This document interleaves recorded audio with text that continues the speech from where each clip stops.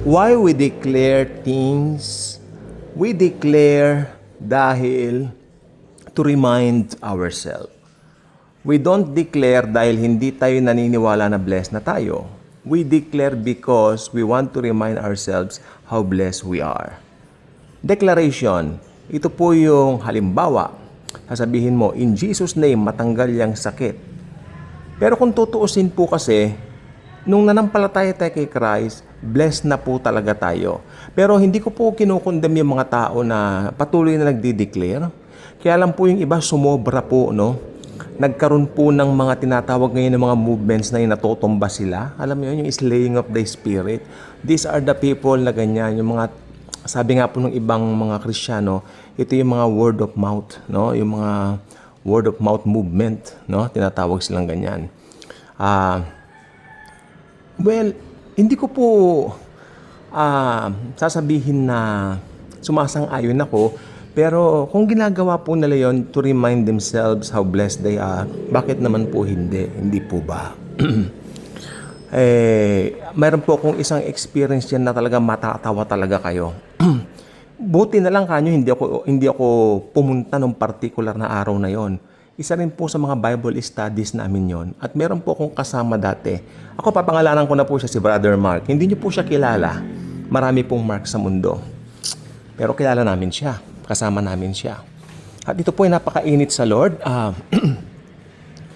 Kinalpit ako ng isang pinagdalahan ko sa kanya. I mean, nagkaroon kami ng Bible study. Siya yung nag-host ng Bible study. Then after nung nag-pray, kinalbit ako nung host ng bahay. Sabi niya, natatawa naman ako bro, kanya sa akin. Bakit po naman ate, ako? Mas malakas pa raw yung nag-a-agree kaysa doon sa nananalangin. Ako po yung nananalangin. Bakit hindi po ba malakas ang boses ko? Sakto lang sa'yo bro, kanya taman-tama lang. Pero yung hyper siya. Pero nakaka-bless siya ka naman yan eh. Hyper daw siya. Pero nakaka-bless. Okay, nakaka-bless naman talaga yon. Ako gusto ko po yung ganun, yung Amen, Hallelujah. Pag ganun po yun eh. Dinadala ko yun kahit saan ako nagmi-ministry. Kaming magkakapartner, ilang kami, 4 yata kami. Ito po yung kinikwento ko po sa inyo, inaabot po kami ng hanggang alas 11:30 na hindi nila nararamdaman yung gutom. Ako, wala po sa akin yung kasi hindi naman po talaga kumakain ng gabi na naipo ako. Pero yung mga kumakain po ng gabi at hindi nakaramdam ng gutom, well, wow. It's amazing. It's the Lord's doing na hindi kayo magugutom, sabi ni Jesus, dahil ako ang nag-fulfill ng kagutuman niyo. Di ba? So, ayun po ang, itong si Mark po, minsan, na-invite po siya. Ito po yon. Isang kapatiran din po nag-invite. Ako, during that time, hindi ako nagkakamali, meron akong kinandak na Bible study. Gabi din siya. So si Mark ang pumunta tsaka isang kasama namin doon sa pa-Bible study. Kasi alam niyo yung Bible study namin, pupunta kami sa mga bahay-bahay, then mag-i-invite doon. May dala kaming mga DVDs. Ayan. Alam niyo kung anong year po ito? 2010. Uso pa ang mga DVDs noon. Yung may remote control na may mga play. Alam niyo ba yung mga... Alam niyo pa ba yung DVD player? Mas may mga remote control. O para doon sa remote control, kung gusto namin patalunin yung eksena, yung papako na si Jesus, pinako, di ba, nabuhay, mga tipong ganyan lang na alam naman natin yung katotohanan sa life ni Jesus. Pero kasi sa mga new believers, mahalaga po yung may visual ka. Di ba? Dahil yung importance ng cross, dinadala namin through media. Wala pa naman tayong mga katulad ng mga gadgets natin. Kung may cellphone na noon, di sa cellphone na lang panoorin. Di ba? O kung may mga smart TV tayo. Nung araw sana may smart TV na, hindi na kami nagdala ng DVD. Kaya nagdadala kami ng DVD. Ayun. So, naalala ko, itong si Mark at isang kasama namin, okay, hindi ko napapangalanan dito kasama namin, baka mahalata na po kung may baka nakarinig ako, teka, baka si ano yun akala sa akin, baka makilala na ako. Hindi ko na ba magitin, si Mark na lang. Okay? Tamang-tama yung pangalan niya Mark kasi nag-mark yung ginawa niya. Nagmarka yung ginawa niya. Okay. Sabi ko po kanya ng opening ng video ito, meron pong tinuro sa amin yung dating pastor namin kasi. Hindi po ako agree dito sa turo niyang ito. Noon, maaring nag-a-agree pa ako. Bago daw kumain, i-bless yung pagkain. I-bless yung pagkain. And then, while sitting on the feet of that pastor, nagbibigay siya sa amin, mini-mentor niya kami. Meron siyang talagang mentoring group, pero sa amin, since nakita ro niya, mainit naman kami sa Panginoon, lagi kaming active sa ministries and all that, binibigyan niya kami ng time. Doon kami sa bahay kubo, nung isang kasama namin. Meron siyang bahay kubo na maganda presko. Doon niya kami train. Ang turo ng pastor na yan, which I believe lahat ng mga bagay sa mundo isinumpa. May sumpa.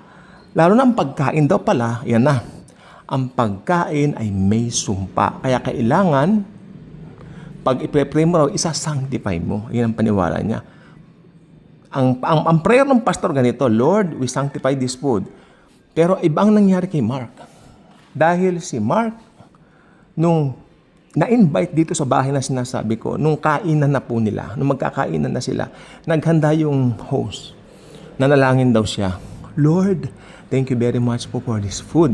Kanya, Panginoon, marami pong salamat. Thank you very much for this food. And I declare, Lord, maaalis lahat ng sumpa sa pagkain ito. Nagulantang daw yun, no? Pero tinapos daw yung kanyang dasal, yung prayer. Pagkatapos daw noon, sinabi niya kay Mark, bro naman, bakit mo naman sinabing may sumpa yung inahanda ko? Hindi pong ibig lang po sa'yo. Then pinaliwanag niya na. Ayun. Kasi sinumpalat ng bagay. Pero sinabi namin kay Mark, hindi mo dapat sasabihin yung may sumpa. Kasi ma-offend yung naghanda. Oo, yun po nangyari. Kalain mo, sabi niya, Lord. Pero ibang kasamahan dami natawa eh. Alisin niyo po ang sumpa sa pagkain ito. Ano nga, naku. Kung ano man, pag ako yung naghanda, tapos biglang mananalangin. Anong kala mo naghahanda ako na may laso, na may sumpa? O ganoon. Nagmarka po yun. Kaya pag naalala ko po yun, nangingiti akong puso ko. Nangingiti ako. I'm happy. Ay, sabi ko sa Lord, sana Lord, bumalik yun. Pero hindi na. Kasi iba na ang panahon ngayon. Sabi ko nga po, DVD lang ang uso noon. Alam niyo nung uso ang DVD? Pag nanonood kami noon, damang-dama mo yung mga bata mostly. Maski pag alas 8 na ng gabi, play na namin yon. Pero patalon-talon lang po kasi. Anong tawag dito? Naalala ko, ang dala ko dating bala, yung mga DVD, Passion of the Christ, at saka yung Jesus film na Tagalog, meron po kami. Alam niyo ba yung Jesus film na Tagalog? Ngayon, kung familiar kayo doon, meron na po sa YouTube ngayon lahat yon. Kung naalala ko, Lord, salamat po, Lord, binigyan mo kami ng ganung masasayang alaala sa ministry. Kasi hindi na po ganun kainit yung mga kabataan ngayon, nakikita ko. At least nung kabataan namin noon, we are so on fire sa iyo, sa biyaya po ninyo. At ang saya. At saka, yung pastor namin talaga dati asikaso kami. No? Talagang, pag may sinabi kami, pastor, kailangan namin ng ganito. Magpapakain po kami. Nag-aambag po siya, maski 1,000 pesos. Ganun po naman siya. Okay naman siya doon eh. Okay. At para siyempre makakaakit ka ng tao kung may pagkain. Hanggang yung ministry yun, hindi po siya lingas kugon. Hindi ako naniniwala rin ng ministry lingas kugon dahil pag naitanim mo na ang word, uusbong po yan. Good news. Dalawa po doon ngayon nangangaral na rin po. Wala silang tag ng pastor, wala silang tag ng kasi hindi naman po kami institutional church, pero pag may nakita raw siyang alam niyang wala kay Christ, sineshare niya si Kristo sa mga tao. No? So yan ang aking ala-ala sa ministry. Masarap po ang ministry. Yung talagang ministry, yung hindi institutional church. Yung ministry talaga. Kasi ang hangarin mo doon talagang yung purong harangin. Hangarin. Yung puro yung hangarin mo to share Jesus and His grace. Why? Jesus died on the cross. Why? Ba't niya binigay ang buhay niya? Simpleng ganun, pero alam mo, nakakaantig yung mga testimony ng ibang kapatiran natin sa Lord. Na sa dinami-dami ng mga pinagdadaanan ng mga taong umaten sa amin dati, pag nandun daw sila, alam niyo sabi po nila, nare-refresh kami. Parang kay gaan ng pakiramdam namin, naiiyak kami. Sabi ko, nakakaiyak po talaga ang presence ni Jesus kasi hinihipo niya ang mga puso niyo. Niyayakap kayo ni Kristo sa mga oras na ito. Yan. Tapos alam niyo, pag mananalangin kami, alam niyo yun, mag-form kami ng circle. We will form a circle. Ayun. May mga pumapadyak-padyak pa talaga. Umiiyak sila. Lord! May gumaganong-ganon pa. Lord! Yung isang medyo maedad na, Lord! May pasayaw-sayaw pa. Pero hindi mo pinapansin yung mga yun kasi ikaw sumasayaw-sayaw ka na, may sarili kang ginagawa din, no? nakakatuwa po, nakakamiss. Nakakamiss. Hindi na po ganun kainit ang mga Kristiyano sa ngayon.